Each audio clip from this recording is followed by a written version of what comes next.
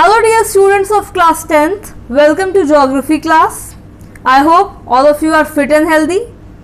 Students, in this video I shall be explaining you the exercises of chapter 5th of geography, that is minerals and energy resources. So students, I'll start with the exercises that are given on page number 61.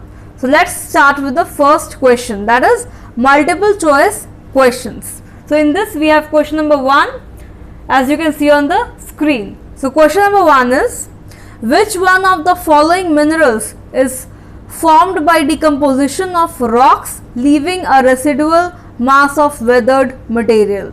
And the 4 options are option A coal, option B bauxite, option C gold, and option D zinc. So students, I hope you remember, while I was explaining you about the occurrence of minerals, I explained you about decomposition of rocks and leaving a residual mass of weathered material. So the correct option is option number B, that is bauxite. So bauxite is formed by decomposition of rocks leaving a residual mass of weathered material. So this way bauxite occurs. Now let's come to question number 2.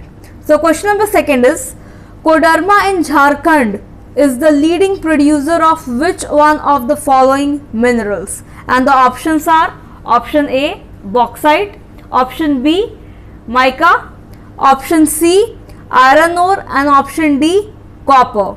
So students, let me tell you that Koderma in Jharkhand is the leading producer of mica. So the correct option is option B. Now students, let's come to question number 3. So question number 3 is, minerals are deposited and accumulated in the stratas of which of the following rocks? The options are sedimentary rocks, option A, option B metamorphic rocks, option C igneous rocks, and option D none of the above. Students, please remember that whenever the question says about decomposition or depositing, or remove that word decomposition.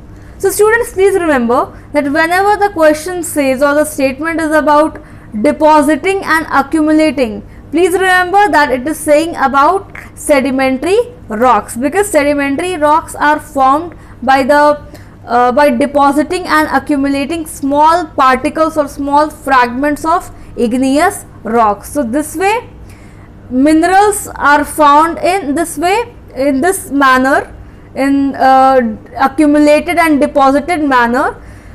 Minerals are found in sedimentary rocks. So the correct option is option A, sedimentary rocks. Now students, let's come to question number 4.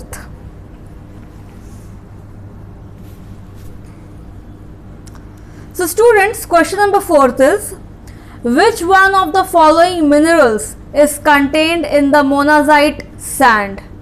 I hope you remember about monazite sand. I explained you about monazite sand while I was explaining you about atomic or nuclear energy. So let me come to the options. The options are option A oil, option B uranium, option C thorium, and option D coal. So the correct option is option C, that is thorium. If I talk about monazite sand, then it is an atomic mineral that occurs naturally in the coastal sands of some districts. And let me tell you that monazite sand, they are radioactive, and they are radioactive, and they contain high amount of thorium. So the correct option is option C, thorium.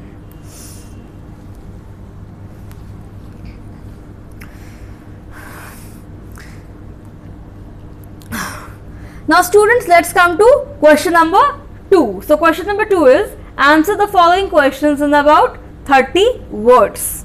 So in this we have question number 1, that is, distinguish between the following in not more than 30 words. First, that is A, first we have to distinguish between ferrous and non-ferrous, and B, we have to distinguish between conventional and non-conventional sources of energy. So first let's start with A, that is ferrous and non-ferrous So students, while you are writing this about distinguish or differentiation, then you need to draw a line. That will be very convenient for you. You can draw a line, and in one side you can write ferrous, and in the other side you can write about non-ferrous minerals. So the first one is ferrous. What do you understand by ferrous? Students, ferrous minerals are the metallic minerals containing iron. So the metallic minerals containing iron are called as ferrous minerals. For example, manganese, iron ore, nickel, cobalt, etc. And if I talk about non-ferrous minerals, then non-ferrous minerals are the metallic minerals that do not contain iron. So the metallic minerals that do not contain iron are called as non-ferrous minerals. Okay, and the examples are copper, tin, lead, bauxite, etc. So I hope question number A is clear to everybody. Now let's come to the second part, that is B. That means differentiation between or difference between conventional and non-conventional sources of energy. So if I talk about conventional source, then conventional source are non-renewable sources of energy. That means they are not available in abundance. And if I talk about the non-conventional source, then they are renewable source of energy and they are found in abundance. Okay, so this is the difference between conventional source and non-conventional source. One more point, conventional source or conventional sources of energy cause environmental degradation or environmental pollution. But if I talk about the non-conventional sources of energy, then they do not pollute the environment. They are environment friendly. Okay, now let's come to the examples. If I talk about the example of conventional source, then we have coal, petroleum, natural gas, cattle dung cake, etc. And if I come to the examples of non-conventional sources of energy, then the examples are solar energy, wind energy, biogas, geothermal energy, tidal energy, etc. So these are the examples of non-conventional sources of energy. So I hope that question number first is clear to everybody.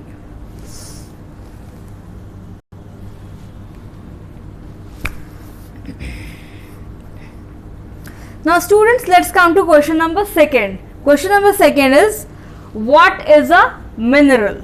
So I have already explained you that a mineral can be defined as a homogeneous, naturally occurring substance with a definable internal structure.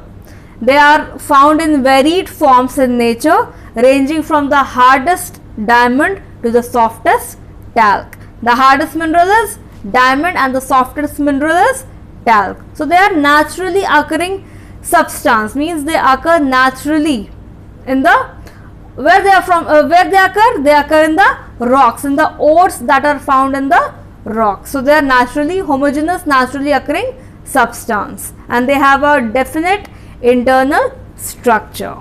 So I hope that question number 2 is clear to everybody. Now let's move to question number 3.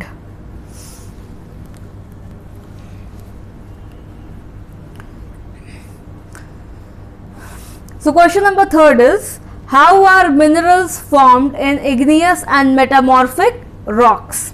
So students, in igneous and metamorphic rocks, minerals occur in the cracks, crevices, faults or joints. See, the smaller deposits or the smaller crevices or cracks are called as veins, and the larger cracks or the larger ones, the larger crevices are called as lodes.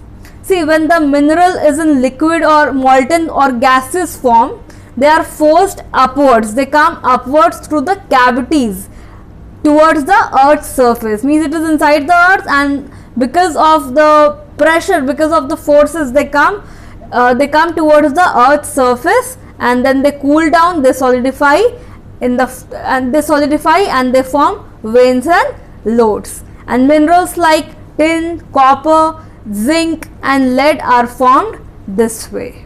Okay, I hope question number 3rd is clear to everybody. Now students, let's come to question number 4th. So question number 4th is, why do we need to conserve mineral resources? See, it is very important to conserve mineral resources. Why? Because they are limited on earth. They are not unlimited, but our needs, our desires, our wants, they are unlimited. So that is why we need to use them, we need to conserve them and use them judiciously and in a sustainable manner. Students, let me tell you that only 1% of the total earth's crust is minerals. Out of the total earth's crust, only 1% is minerals. And the formation of minerals, that process is very slow and gradual. It takes millions of years to form the minerals. The consumption rate is very high and the formation rate is very low. So we need to conserve minerals and so we need to conserve the mineral resources in order so that we can use minerals for a longer duration. Not only we, but the future generation can use minerals in a proper manner. So that is why it is very important to conserve the mineral resources.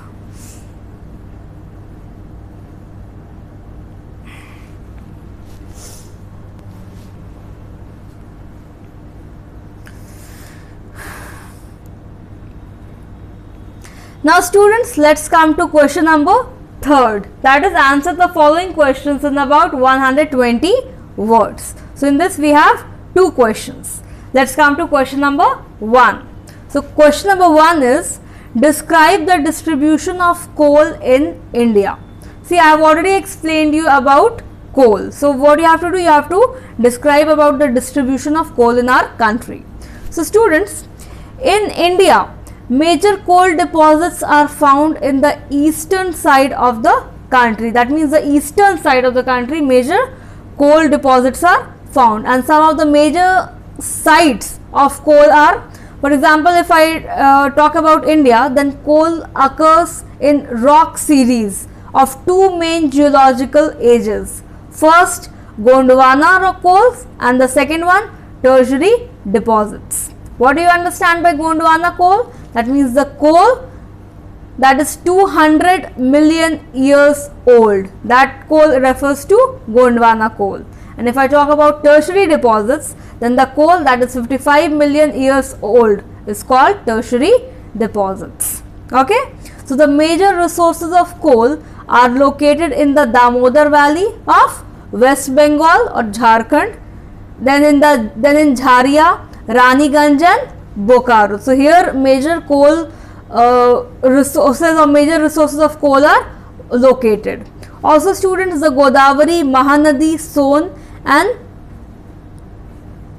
Vardha valleys are all, and the Vardha valleys also contain coal deposits. And the tertiary deposits, they occur in the northeastern states of Meghalaya, Assam, Arunachal Pradesh and Nagaland. So I hope the distribution of coal is clear to everybody. I have also explained you that how coal is formed. It takes millions of years to form coal. Okay, it is a non-renewable source of energy. So we need to use coal in a judicious and sustainable manner. Now students, let's come to the last question of this chapter. So the last question, that is question number 2. So question number 2 is, why do you think that solar energy has a bright future in India? Students,